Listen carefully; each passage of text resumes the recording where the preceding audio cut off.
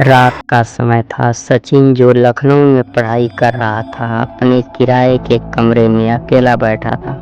कमरा छोटा था, लेकिन उसमें एक बड़ी खिड़की थी जो सीधे पुराने कब्रिस्तान की तरफ खुलती थी।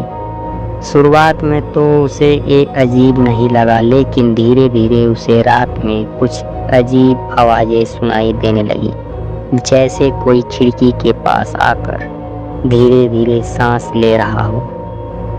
करीब रात के 2 बजे सचिन पढ़ाई कर रहा था। अचानक खिड़की से खर-खर की सांसों जैसी आवाज आई। उसने सोचा शायद बाहर कोई जानवर होगा, लेकिन जैसे उसने पर्दे को हटाकर बाहर देखा, वहां कोई नहीं था।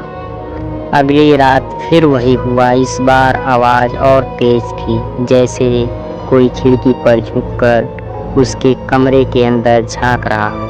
सचिन ने डरते डरते बाहर देखा और उसकी रूह कांप गई। खिड़की के उस पार एक बूढ़ी औरत का चेहरा दिखाई दिया।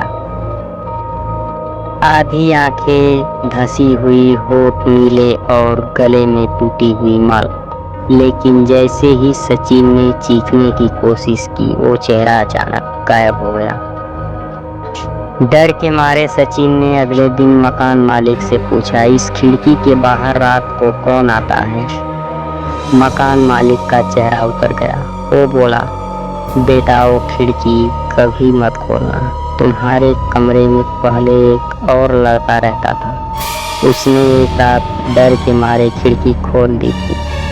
सुबह हमें उसकी लाश मिली और उसकी गर्दन पर वही माला पड़ी थी जो उस औरत के गले में थी। उस रात सचिन ने खिड़की पर पर्दा डाल दिया, लेकिन ठीक 2 बजे पर्दे के पीछे से वही सांसों की आवाज फिर आने लगी और इस बार पर्दा धीरे धीरे अपने आप हिलने लगा।